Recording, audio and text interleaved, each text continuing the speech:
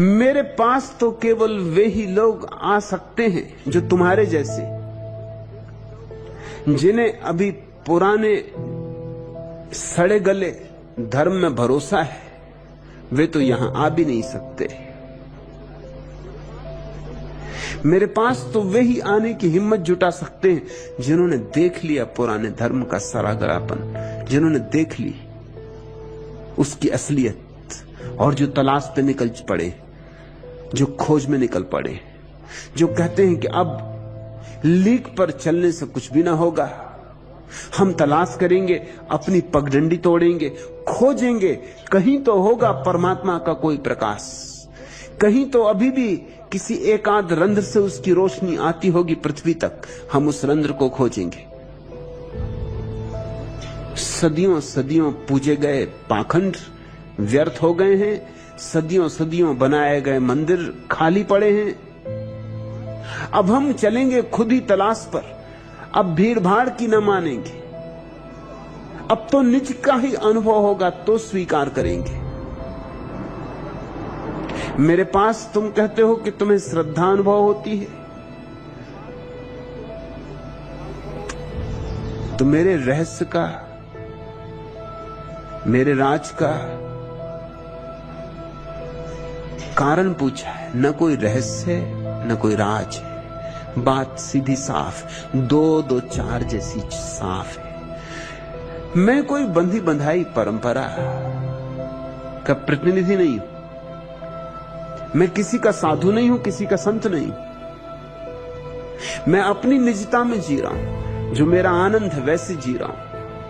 रत्ती भर मुझे किसी और की परवाह नहीं। जिन्हें औरों की परवाह है उनसे मेरा नाता नहीं बनेगा।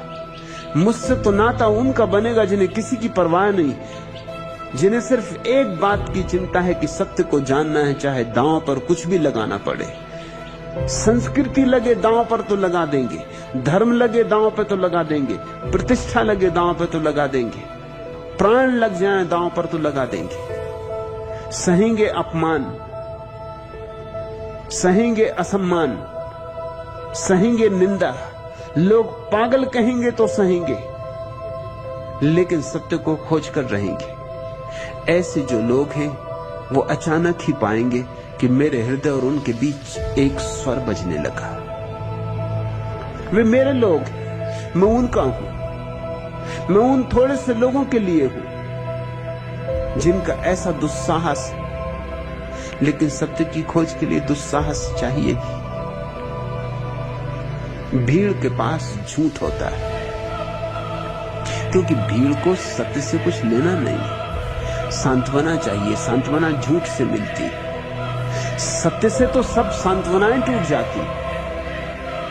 सत्य तो आता है तलवार की धार की तरह, काट जाता है तुम। सत्य तो मिटा देता है तुम, और जब तुम मिट जाते हो तब जो शेष रह जाता है वही परमात्मा है। अहंकार जहां नहीं है वही परमात्मा अनुभव है। लेकिन सत्य को खोजो, पर अकारण साधु संतों के प्रति चिढ़ को ही अपने जीवन की शैली मत बना लेना। उससे क्या लेना देना, उनकी बेजान। अगर किसी को पाखंडी होना है तो उसे हक है पाखंडी होने का, और किसी को अगर झूठ में ही जीना है तो ये भी उसकी आत्मा की स्वतंत्रता है कि वो झूठ में जिए। किसी को दोहरी जिंदगी जीनी है, उसकी मर्जी। तुम अपने को इसी पे आरोपित मत कर देना, नहीं तो तुम्हारा समय इसी में नष्ट होगा। इसको घृणा करो, उसको घृणा करो, इसको चिढ़ करो, उससे क्रोध करो, इससे लड़ो झगड़ो। तुम अपनी तलाश कब करोगे? और उन 100 साधु सन्यासियों में कभी एकाध ऐसा भी हो सकता है जो सच्चा हो। तो कहीं ऐसा ना हो कि कूड़ा करकट के साथ तुम हीरे को भी फेंक दो। इसलिए तुम इसकी चिंता छोड़ो। तुम तो सत्य की तलाश में ही अपनी सारी शक्ति को नियोजित कर दो। शक्ति को बांटो मत, इस भेद को ख्याल में रख लो, नहीं तो तुम प्रतिक्रियावादी हो जाओगे, क्रांतिकारी नहीं। कुछ लोग हैं जो गलत को तोड़ने में ही जिंदगी गंवा देते, मगर तो गलत को तोड़ने से ही ठीक थोड़ी बनता है। तुम अगर उठा लो कुदाली और गांव में जितने भी गलत मकान हो सब गिरा दो, तो भी इससे मकान तो नहीं बन जाएगा, गिराने से तो मकान नहीं बन जाएगा। अच्छा तो यही हो कि तुम पहले मकान बनाओ, सम्यक मकान बनाओ, मंदिर बनाओ, ताकि गलत अपने आप गलत दिखाई पड़ने लगे, फिर गिराना भी आसान होगा। और फिर इस भूल की भी संभावना नहीं है कि कहीं गलत की चपेट में तुम ठीक को भी गिरा जाओ। अक्सर ऐसा हो जाता है। अंग्रेजी में कहावत है ना कि टपके गंदे पानी के साथ कहीं बच्चे को ना फेंक देना। अक्सर ऐसा हो जाता है कि जब लोग क्रोध में आ जाते हैं तो कचरा तो फेंकते ही फेंकते हैं, हीरे भी फेंक देते। हीरे भी पड़े, 100 में एक ही होगा हीरा।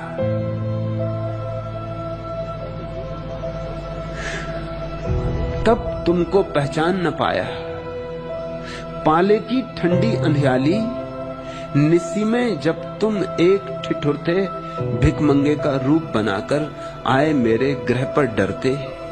मैंने तुमको शरण नहीं दी, उल्टे जी भरकर धमकाया, तब तुमको पहचान न पाया। अंगारे नभ उगल रहा था, बने पथिक तुम प्यासे पथ पर, पानी थोड़ा मांग रहे थे, राह किनारे बैठे थक कर। पानी मेरे पास बहुत था, फिर भी था तुमको तरसाया, तब तुमको पहचान न पाया।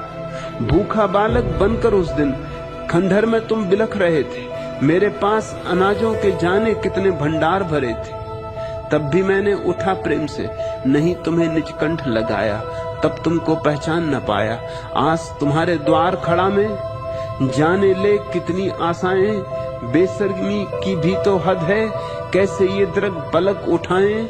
मैं लघु पर तुम तो महान, विश्वास यही मुझको ले आया, तब तुमको पहचान न पाया। कौन जाने परमात्मा किस रूप में आ जाए, कौन जाने परमात्मा किस रूप में मिल जाए। इसलिए किसी रूप से कोई जिद मत बांध लेना, आग्रह मत कर लेना। फिर वह रूप चाहे साधु संत का ही क्यों न हो, तुम्हें क्या पड़ी। तुम अपने सत्य की तलाश में लगो, तुम्हारा सत्य प्रकट हो जाए, उसी घड़ी तुम्हें पता चल जाएगा कहां कहां सत्य है और कहां कहां सत्य नहीं है। उसको पहले पता भी नहीं चल सकता। तोड़ने का भी एक मजा होता है, विरोध का भी एक मजा होता है, निंदा का भी एक रस होता है, उसमें मत पड़ जाना, नहीं तो कई बार द्वार के करीब आते आते भी चूक जा सकते हो। सत्य के तलाशी को पक्षपात शून्य होना चाहिए,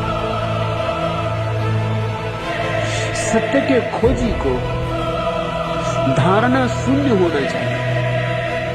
पूर्व धारणाएं लेकर तुम जहां भी जाओगे वहां तुम वही नहीं देख पाओगे जो है, वही देख लोगे जो तुम देखने गए थे। और जीवन सच में ही बड़ा रहस्यपूर्ण है। यहां कभी कभी ऐसी अनहोनी घटनाएं घटती जिनकी तुम कल्पना भी नहीं कर सकते थे। यहां इस रूप में सत्य की उपलब्धि हो जाती है जिसकी तुम स्वप्न में भी धारणा नहीं कर सकते थे। इसलिए मन को जिद में मत बांधो सतीश, न क्रोध में बांधो। बात तो तुम्हारी ठीक है, बहुत धोखा हुआ है, बहुत पाखंड हुआ है, धर्म के नाम पर बहुत उपद्रव चला है, बहुत शोषण चला है, मगर यह शोषण ऐसे ही नहीं चलता रहा है। इस शोषण की जिम्मेवारी शोषण करने वालों पर ही नहीं है, इसकी बड़ी जिम्मेवारी तो उन पर है जो इसे चलने देते हैं। शायद उनकी जरूरत है, शायद इसके बिना वे जी नहीं सकते। सिगमंड फ्रायड ने कुछ महत्वपूर्ण बातों में एक महत्वपूर्ण बात यह भी कही है कि 40 वर्षों के मनुष्य के मनोविज्ञान के अध्ययन के बाद, अनेक अनेक लोगों के निरीक्षण के बाद मेरा निष्कर्ष है कि आदमी, कम से कम अधिकतम आदमी, बिना झूठ के नहीं जी सकते। अधिकतम लोगों के लिए भ्रमों के जाल चाहिए ही चाहिए, क्योंकि सत्य की चोट झेलने की क्षमता कितने लोगों की है।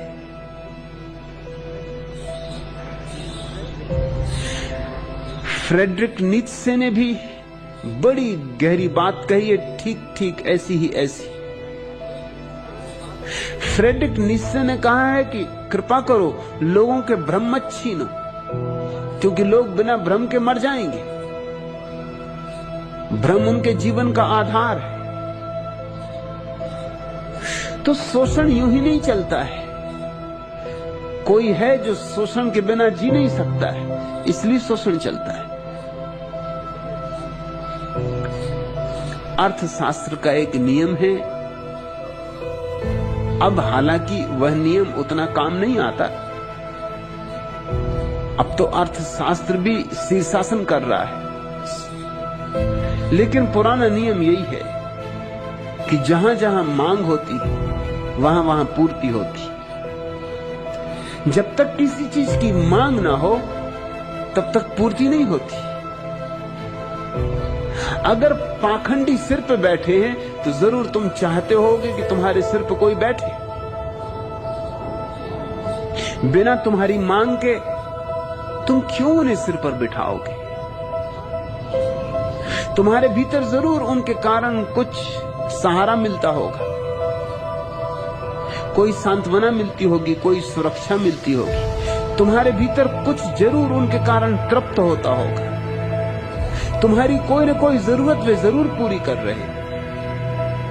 हालांकि अब अर्थशास्त्र का नियम थोड़ा बदला है अब ऐसा, और बदलना पड़ा है विज्ञापन के कारण।